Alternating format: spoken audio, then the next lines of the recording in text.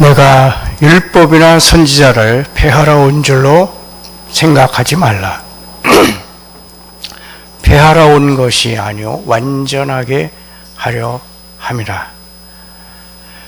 이 주님의 말씀은 많이 알려진 유명한 말씀이지만 사람들이 잘못 이해하고 있는 부분이 있어서 오늘은 이 완전하게 하려 함이라는 말씀을 잠시 생각해 보고자 합니다. 많은 사람들이 이 구절을 근거로 해서 예수님이 이 땅에 오셔서 율법을 다 지켜주셨으므로 우리는 예수님을 믿기만 하면 된다. 그리고 예수님은 율법을 폐하러 온 것이 아니요 완전하게 하려고 오셨다고 말하는 것을 듣습니다. 그러나 이것은 약간 잘못된 이해가 있습니다. 본문을 자세히 보시면은 예수께서 말씀하시기를 율법과 선지자를 폐하러 온 줄로 생각하지 말라고 말씀하셨는데, 보통 사람들은 선지자라는 단어는 꼭 빼고서 생각합니다.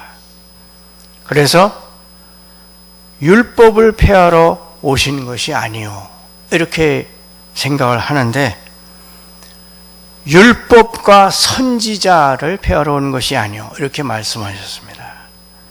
선지자라는 말을 넣어서 읽어보면 이해하는 내용이 달라집니다. 선지자라는 단어를 빼고 말하기 때문에 완전하게 하려 함이라는 말을 잘못 이해하는 경우가 있습니다.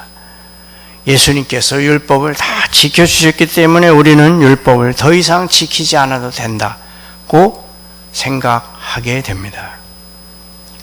성경에 내가 율법이나 선지자를 폐하러 온 줄로 생각하지 말라고 되어 있으니, 여기서 말씀하는 율법이나 선지자 무엇인지 생각해 봐야 하겠습니다. 율법이란 오실 메시아가 어떠한 분인가를 가르쳐주고, 선지자는 메시아가 올 것을 예언한 것입니다. 예수님께서 그것을 폐하러 오신 것도 아니고, 내가 왔으므로 이제는 율법이 더 이상 필요 없다고 말씀하시는 것도 아닙니다. 마태복음 5장 17절에 완전하게 하려 함이라는 말은 헬라 원어로 플레로사이라고 합니다. 이 단어는 원래 플레로라고 하는 단어, 곧 이루다라는 뜻의 부정사형입니다. 그런데 성경에는 이 단어가 다른 곳에서는 이루려 하심이라로 다 번역되어 있습니다. 마태복음 1장 21절에 이 모든 일이 된 것은 주께서 선지자로 하신 말씀을 이루려 하심이라.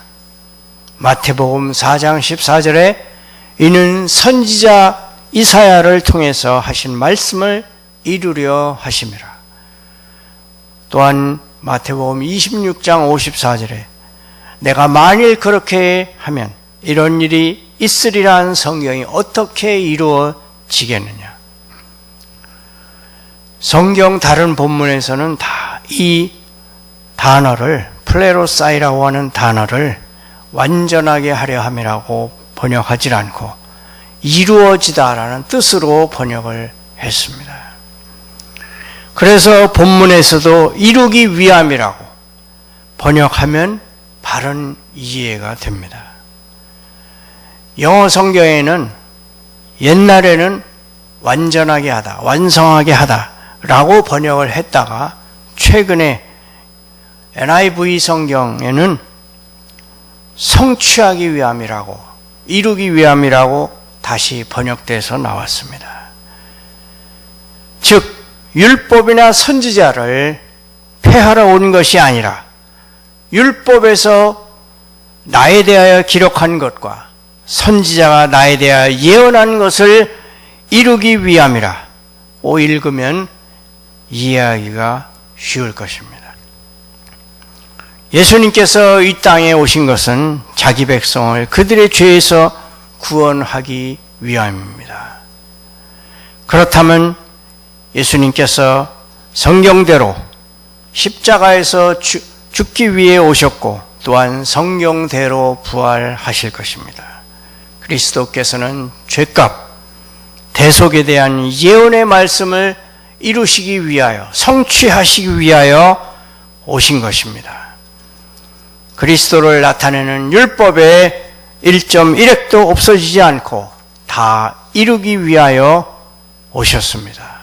하나도 빠짐없이 예언의 말씀도 다 이루시고, 또한 예를 들어 출애굽기에 성막에 관한 것이 나오는데 그 성막의 하나하나도 모형, 즉 예표하는 것이 다 있습니다.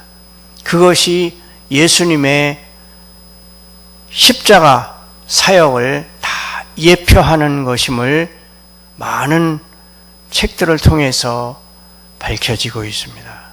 태어나심과 죽으심과 부활과 승천까지 다 이루기 위하여, 성취하시기 위하여 오셨습니다. 예수님께서 오셔서 기록된 율법과 선지자가 하신 이 말씀들을 모두 완성하시고 다 이루셨습니다. 마태복음 5장 18절에 진실로 너희에게 이르노니 천지가 없어지기 전에는 율법의 1.1획도 없어지지 아니하고 다 이루자.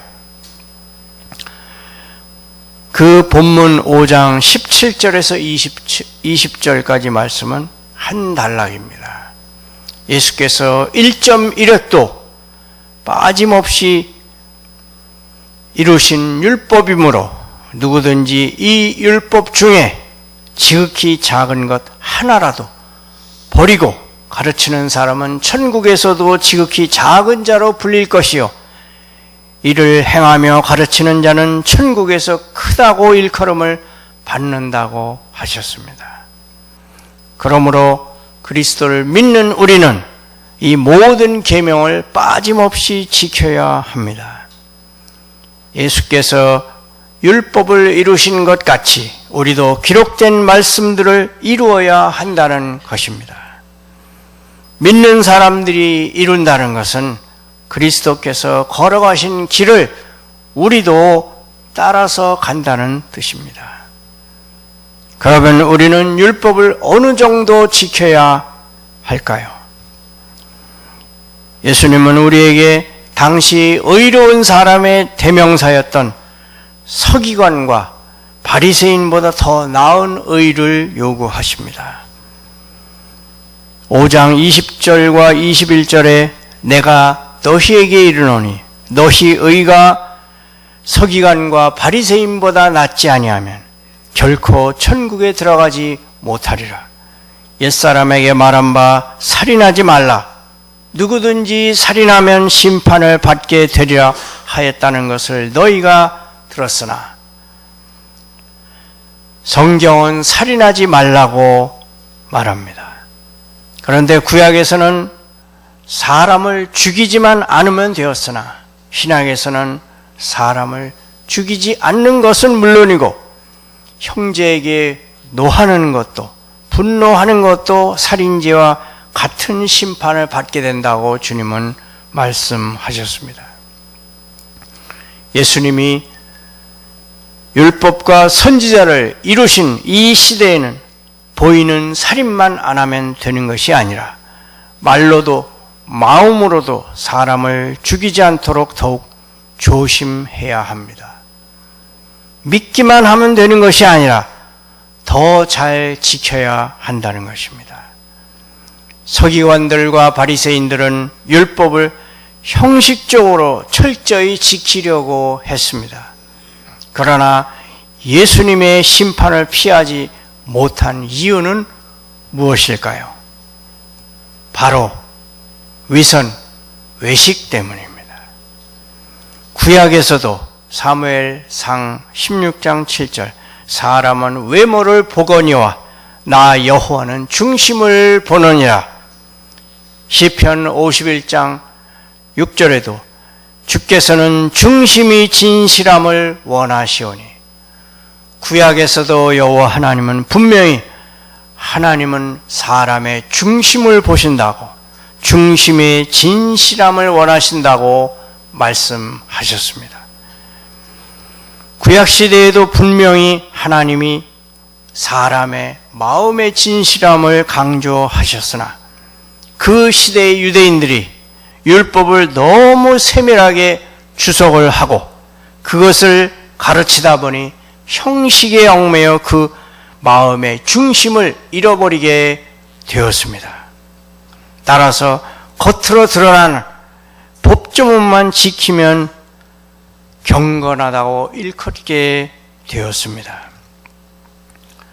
마태복음 5장 27절에 간음하지 말라 하는 것을 너희가 들었으나 27절은 간음에 대하여 언급합니다. 율법에서는 간음만 하지 않으면 되지만 예수님께서는 마음속으로 음욕만 품어도 간음이라고 하셨습니다. 오늘날에는 구약시대보다 더 잘 지켜야 합니다. 금지사항을 행동으로 옮기지 않으면 끝나는 것이 아니라 말로도 생각으로도 범죄하지 말아야 한다는 것입니다. 우리가 율법을 지키자는 것은 율법을 지켜서 구원을 얻자는 것이 아닙니다. 우리는 이미 믿음으로 구원을 받았습니다. 구원을 받았으니 이제는 아버지 하나님의 말씀을 지켜서 아버지를 기쁘게 해드리자는 것입니다. 따라서 구원받은 백성이, 하나님의 자녀가 율법을 지키는 것은 아버지께 영광 돌리고 상 받기 위함이지 율법주의자와 같이 행위로 구원받기 위함이 아닙니다. 그러나 폐지된 율법도 있습니다. 히브리서 7장 18절에 전에 있던 계명은 연약하고 무익함으로 폐하고 라고 말씀합니다. 이 본문을 이해하려면 한 단락 전체, 곧 7장 11절부터 25절까지를 모두 읽어야 합니다. 이 단락의 전체 내용은 레위 계통의 제사, 제도를 말합니다. 예수님이 오심으로 폐해진 것은 희생제사, 레위 제사장의 곧 희생제사법입니다. 의식법은 이제 폐하여졌습니다. 이제 우리는 율법에 따라 양의 번제를 드릴 필요가 없습니다. 그리스도께서 친히 어린 양의 번제가 되셔서 우리를 하나님과 화목하게 하셨기 때문입니다. 예수님께서 죽으실 때 성소와 지성소의 휘장이 찢어지면서 이런 법은 다 폐해졌습니다.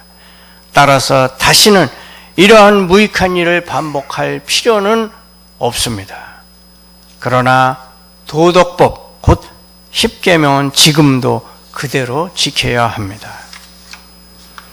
주님께서 이 땅에 오셔서 율법에 기록된 모든 것을 이루시고 선지자들이 예언한 모든 말씀을 다 성취하시고 이루셨습니다. 주님께서는 천지가 없어지기 전에는 율법의 1.1획도 결코 없어지지 아니하고 다 이루리라고 하시고, 이어서 누구든지 이 계명 중에 지극히 작은 것 하나라도 버리지 말고 행하며 가르치라고 말씀하셨습니다. 그래야 천국에서 크다고 일컬음을 받게 된다고 하셨습니다. 이것은 예수님을 믿은 성도들에게 말씀하신 것으로 분명히 계명을 지키게 하기 위한 말씀입니다. 행함이 없는 믿음은 죽은 믿음이기 때문입니다. 주님을 따르는 사람들은 주님께서 걸어가신 이 길을 마땅히 걸어가야 합니다. 이 길을 걸어갈 때 그리스도를 닮게 됩니다. 우리 모두 주님의 가신 길을 따라가는 저와 여러분이 되시기를 축원합니다.